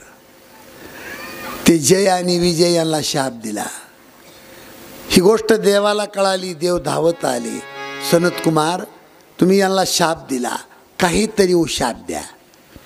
आणि मग सनत कुमारांनी उशाप दिला. 7 जन्म यांनी भजन केलं तर हे मुक्त होतील, आणि 3 जन्म भांडण केलं तर मुक्त होतील. फायदा एकच आहे, करायचं काय ती ठरवा. फायदा एकच आहे, काय करायचं ती ठरवा. 7 जन्म भजन केलं तर मुक्ती, आणि 3 जन्म मारामारी केली तर मुक्ती. काय करायचं ते जय आणि विजय एकामेकाला चर्चा करीत बसले. दादा 7 जन्म भजन केलं तर मुक्ती, 3 जन्म मारामारी केली तर मुक्ती. अरे मग 7 जन्म टाळ कुठल्यापेक्षा 3 जन्म मारामारी करून. बाबा, ओ बाबा, भजन येत नाही आम्हाला, मारामारी चांगली करू शकतो आम्ही. सनत कुमार म्हणले तथास्तु. आणि तेच जय आणि विजय त्यांनी 3 जन्म घेतले राक्षसाचे. पहिला जन्म हिरण्यकश्यप आणि हिरण्यक्ष, दुसरा जन्म रावण आणि कुंभकर्ण, आणि तिसरा जन्म वक्रदंत शिशुपाल. या दोन्हीच्या मधला जन्म रावण आणि कुंभकर्णाला मुक्त करण्यासाठी रामावतार, हे रामावताराचं नंबर 1चं काम आहे. नंबर 2, महान पतिव्रता बाई होती एक, त्या बाईचं नाव आहे वृंदा, पण तिचा मालक खराब होता. बाई हमेशा 16 सोमवार धरणार, पण मालक संध्याकाळी पिऊनच येणार. मला वाटतं इकडं पेताडाची संख्या कमी काय की जरा हाय, कमी आहे.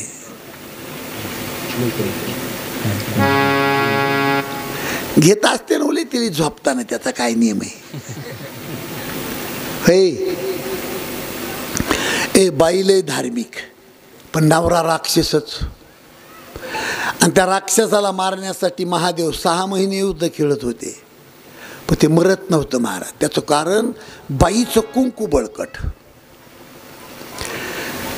त्याला मारण्यासाठी भगवान विष्णूंनी तिच्या नवऱ्याचं रूप घेतलं. देवानं लबाडी केली महाराज, आणि तिच्या महालामध्ये जाऊन तिचं पतिव्रता पण नष्ट केलं. परिणाम, महादेवाच्या हातातून तिचे मालक जालंधर दैत्य मरून पडले. 2 नौकर सांगत आले, महाराज मृत्युमुखी पडले. वृंदा नावाची स्त्री म्हणती, माझे मालक मेले. आणि मग हा कोण आहे? नवऱ्याचं रूप घेऊन देव आलता तिथं. देवानं खरं रूप प्रगट केलं.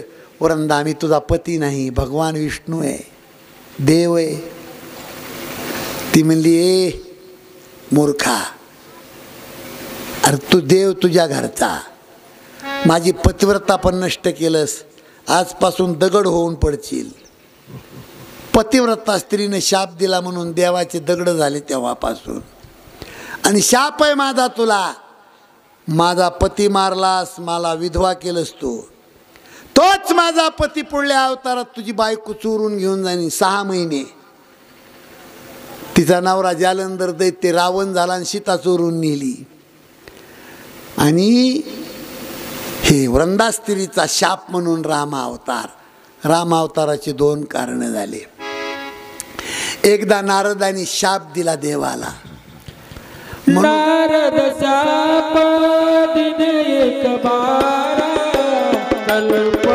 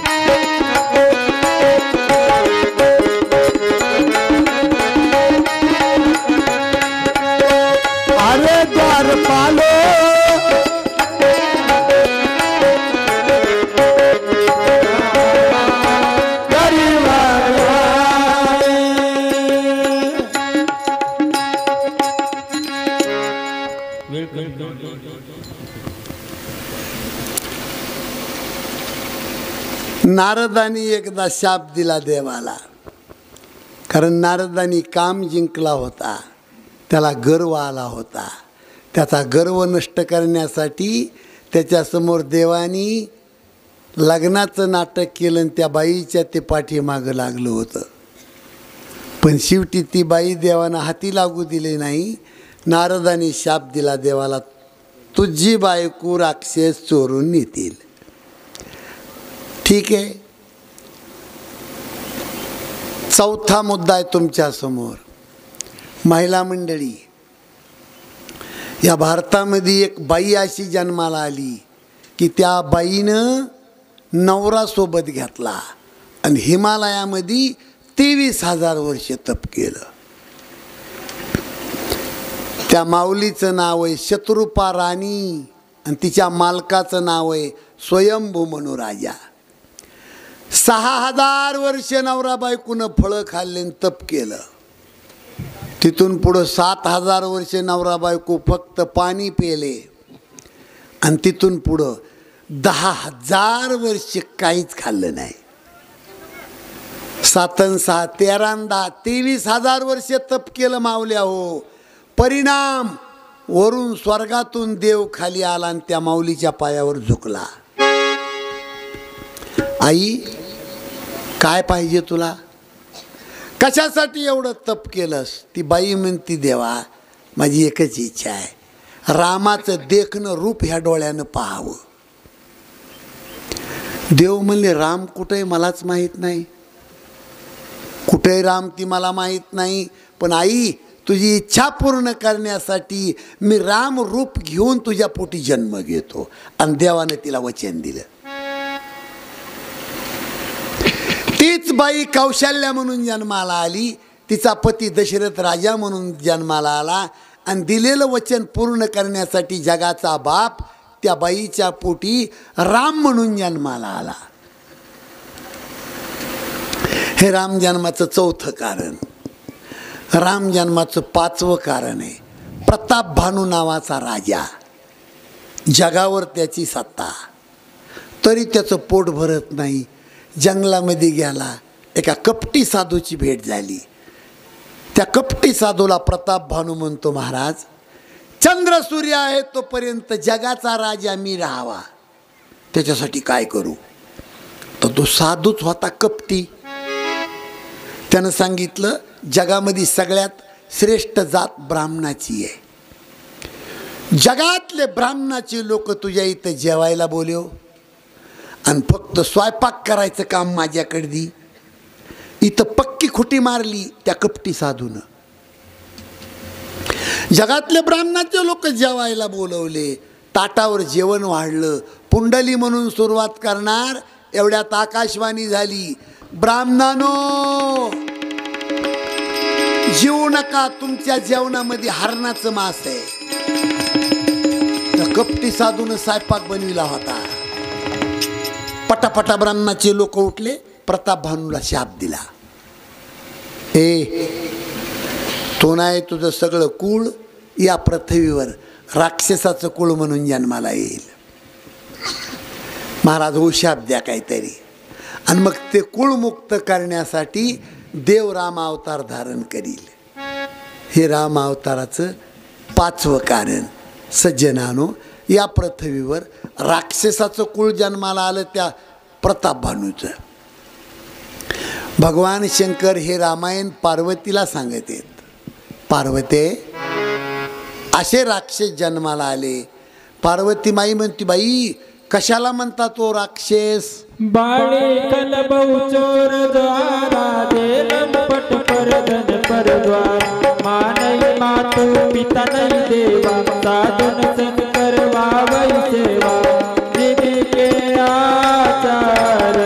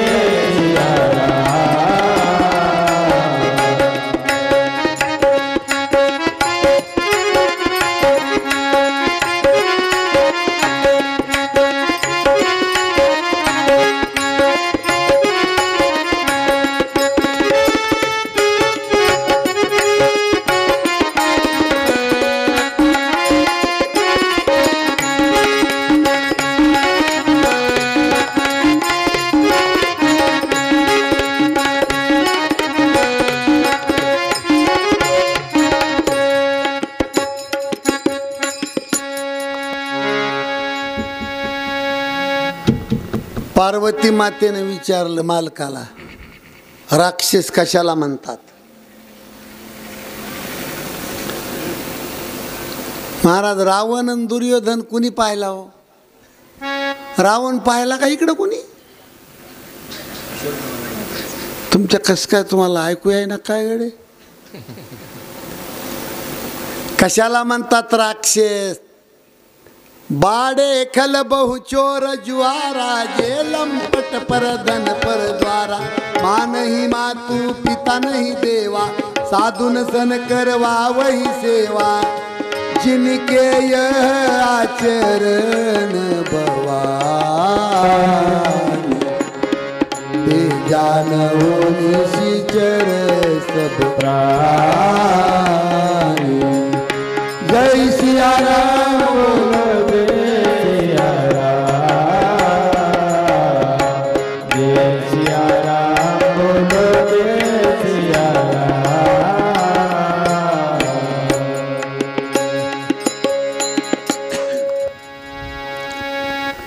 जो कपटी माणूस आहे, कपटी, फक्त माझ्या लेकराचं चांगलं व्हावं आणि शेजाऱ्याच्या लेकरांनी भीक मागावी, ही राक्षसाची अवलाद आहे. जो माणूस गावाच्या येशीवर जुगार खेळतो, पत्ते पिसतो, हे राक्षस माणूस आहे. जो माणूस लोकांचं रक्तमांस चुलीवर शिजवून खातो, हा राक्षस आहे. जो माणूस दारू पितो, जो माणूस परस्त्री गमन करतो, जो माणूस परधन लुटून आणतो, जो माणूस आईला, बापाला, कथा कीर्तनाला, साधूला, गुरुला मानत नाही, भगवान शंकर म्हणले, जिनके ये आचरण भवानी, ते जान हो निशिचर सब प्राणी, त्याला म्हणतात राक्षस. असं रावणाचं कुळ प्रथमी तलावर जन्माला आलं. खूप तपश्चर्या केली रावणानं. रावण साधी गोष्ट नाही. रावणाची भक्ती तशीच होती, शक्ती तशीच होती, युक्ती तशीच होती, संपत्ती तशीच होती, संतती तशीच होती. रावणाला बायका किती होत्या? किती?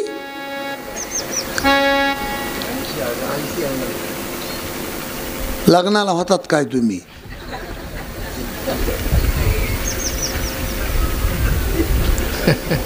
80,000 जयाच्या कामिनी, मुख्य मंदोदरी पतिव्रता. 80,000 बायकांनी 1,00,000 मुलं होते. 1,00,000 मुलं रावणाला. नातू होते 1,25,000. या तिन्हीची बेरीज झाली 3,05,000. एकट्या रावणाच्या घरात मतदान होतं. तो जर तुमच्या भागामध्ये जन्माला आला असता तर इथल्या आमदाराला बिछानाच गुंडाळावा लागला असता. हमेशासाठी रावण आमदार जिंदाबाद.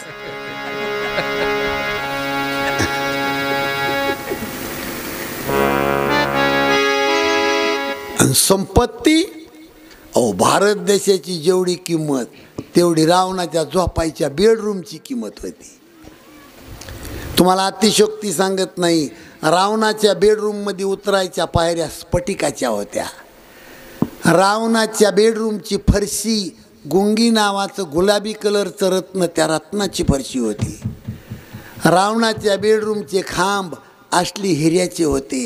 एक खांब 1,000 मनाचा, असे 60 खांब होते. रावणाची झोपायची जी क्वाट होती ना, एक पूर्वी धातू होऊन गेला, एक लालन पृथ्वीचं मोल, त्या धातूची क्वाट होती. एवढी मोठी श्रीमंती होती रावणाची. आणि इतकी तपश्चर्या केली रावणाने, कुंभकर्णाने, बिभीषणाने, आणि त्यांच्यावर ब्रह्मदेव प्रसन्न झाले. ए बोल रावणा, तुला काय पाहिजे?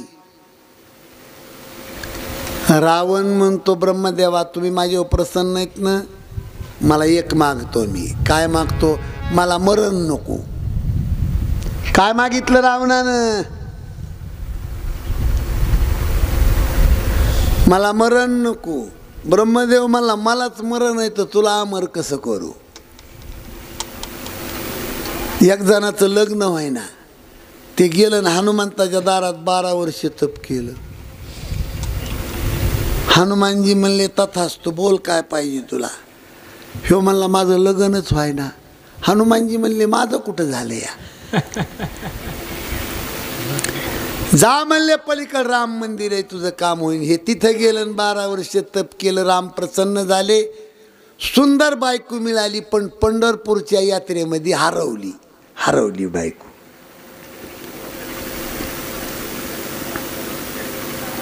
पुन्हा राम मंदिरात आलं. राम प्रसन्न झाले.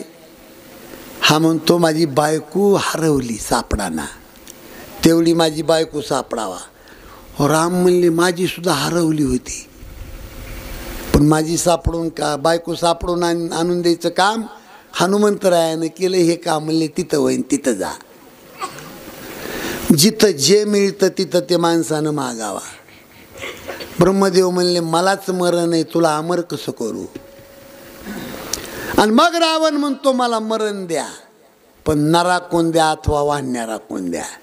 ब्रह्मदेव म्हणले तथास्तु, माझा बाप नरच होऊन तुला मारीन. कुंभकर्णाकडे गेले ब्रह्मदेव, तुला काय पाहिजे. कुंभकर्ण इंद्रपद मागणार होता, पण इंद्रानं पटकन मीटिंग घेतली आणि सरस्वती नावाची बाई पटकन कुंभकर्णाच्या जिभीवर पाठवली. आणि इंद्रपद म्हणता म्हणता कुंभकर्ण म्हणून बसला, निद्रापद द्या. ब्रह्मदेव म्हणले तथास्तु, सो जाव 6 महिना.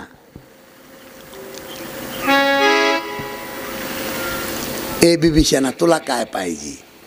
जन्म जन्मरती राम पद, या जन्मी नाही जन्मोजन्मी रामाच्या चरणाची सेवा घडावी, एवढंच मला द्या. बिभीषणानं मागणं मागितलं. सज्जनानो, रावणाचा समाज बिघडला. ए जा हिमालयामध्ये जाऊन ऋषीचं टॅक्स आणा. ऋषीने अंगाचं रक्त काढून दिलं एका माठामध्ये, आणि तो रक्ताने भरलेला माठ रावणाने जनक राजाच्या जमिनीमध्ये पुरला. परिणाम 12 वर्षे पाऊस पडला नाही. आणि मग यज्ञ करण्यासाठी ती जागा स्वच्छ करायला नांगूर धरला. त्या नांगराला माठ अडवला, फुटला माठ, आणि त्या माठातून एक मुलगी जन्माला आली. त्याच मुलीला सीता असं म्हणतात. बोलिये जगन्माता सीता की जय. भाग्य झाला फाळ नांगराचा, भाग्य झाला फाळ नांगराचा, भाग्य झाला फाळ नांगराचा, भाग्य झाला.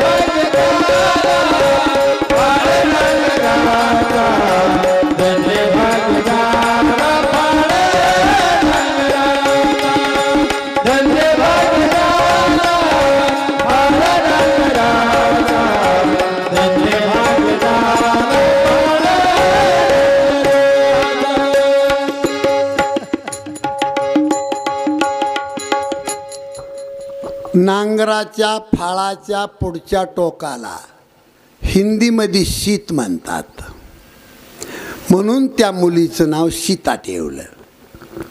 सीतेचा जन्म झाला. आता आपल्याला रामाचा जन्म साजरा करायचा आहे.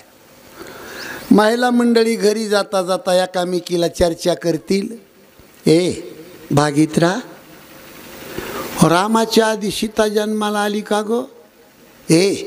सीता का रामापेक्षा मोठी असन ग? हा कथाक्रम आहे. लग्नाच्या प्रसंगी सीतामाईचं वय 9 वर्षाचं सांगितलंय आणि रामाचं वय 15 वर्षाचं सांगितलंय. हा कथाक्रम आहे. सीतेचा जन्म झाला. सज्जनानो, आज पर्वकाळ रामाचा जन्मदिवस आहे. पहिला मुद्दा, पृथ्वीवर पाप जास्त झालं आणि ही धरणी माता सर्व बोजा सहन करू शकते, पण पापाचा बोजा सहन करू शकत नाही पृथ्वी माता. तुम्हाला सांगू मी, मीराबाईच्या अभंगामध्ये अनुप जलोटानी गायले,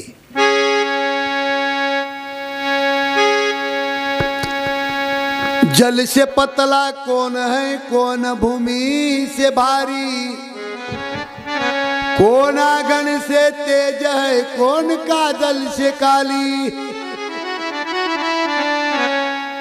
वाह, पाण्यापेक्षा पातळ काय, जमिनीपेक्षा वजनदार काय, अग्नीपेक्षा तेज कशात जास्त आहे, आणि काजळापेक्षा काळी वस्तू कोणती जगात. जल से पतला कौन है, कौन भूमि से भारी, कौन आगन से तेज है, कौन काजल से काली. काय त्याचं गोड उत्तर आहे महाराज. जल से पतला ज्ञान है, पाप भूमि से भारी, क्रोध आगन से तेज है, कलंक काजल से काली.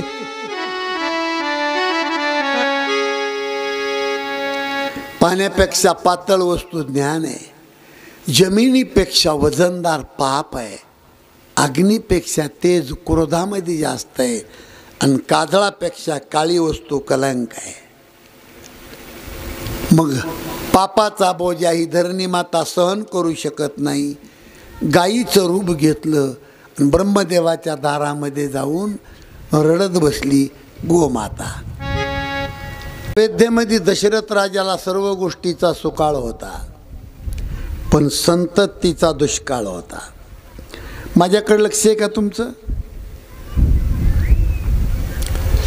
तिघीजणी राण्या अशा बसल्या होत्या, कौशल्या, सुमित्रा, कैकेयी. दशरथ राजे समोर बसले होते. काय झालं कोणाला माहिती. एकाएकी राजा रडू लागला. ज्या वेळेला करता घरातला माणूस रडतो त्यावेळेला घरातल्या माणसाला रडा म्हणण्याची गरज पडत नाही, आपोआप घरातले माणसं रडत बसतात.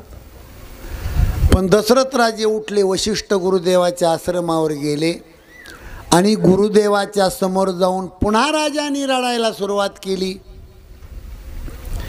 गुरुदेवांनी सांगितलं, राजा तुझ्या डोळ्यातलं पाणी काय बोलतंय हे कळतंय मला.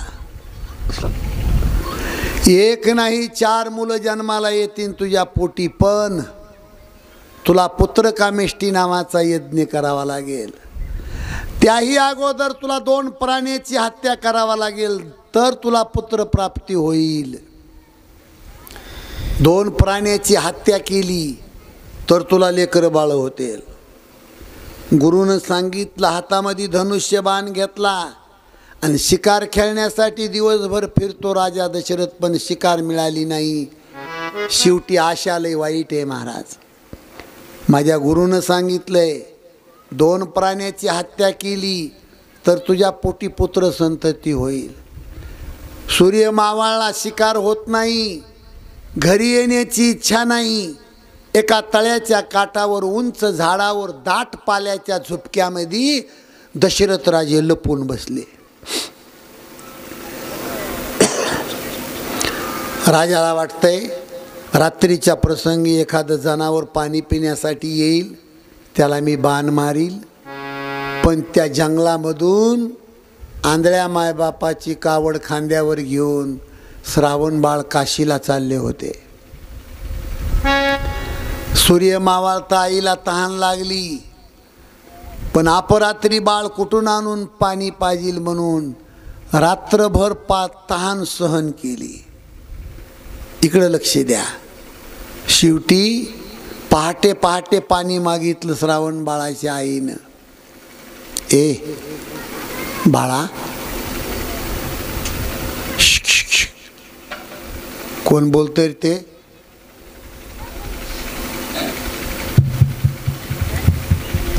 इकडे लक्ष द्या, इकडे लक्ष द्या.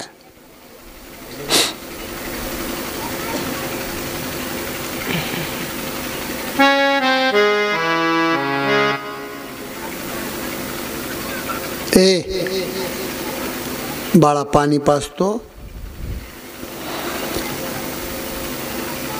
ती कावड आंब्याच्या झाडाला टांगली श्रावण बाळाने, हातामध्ये झारी घेतली आणि पाण्याचा शोध घेत आला तो राजकुमार.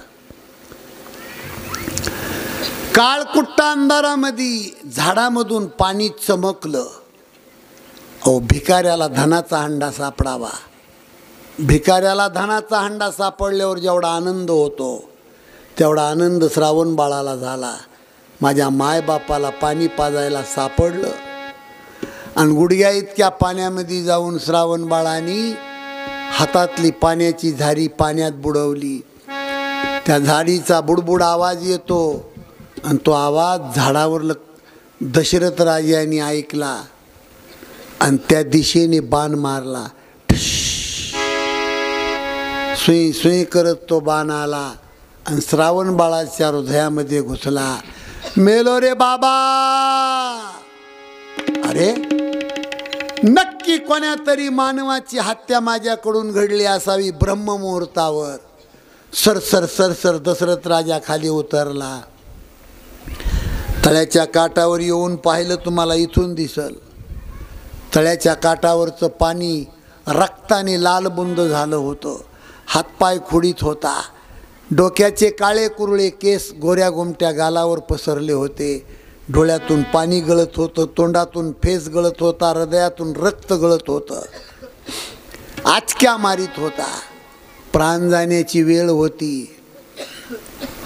आणि ते प्रदर्शन पाहून दशरथ राजा लटलटा कापत होता. ए कोण रे बाळ तू? तुम्ही कोण? मी अयोध्येचा राजा दशरथ आहे.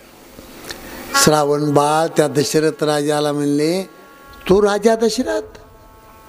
अरे माझे आंधळे मायबाप मला दशरथ राजाचं चरित्र सांगायचे की श्रावणा, या पृथ्वी तलावर अयोध्येचा एक क्रांतिकारक राजा दशरथ आहे.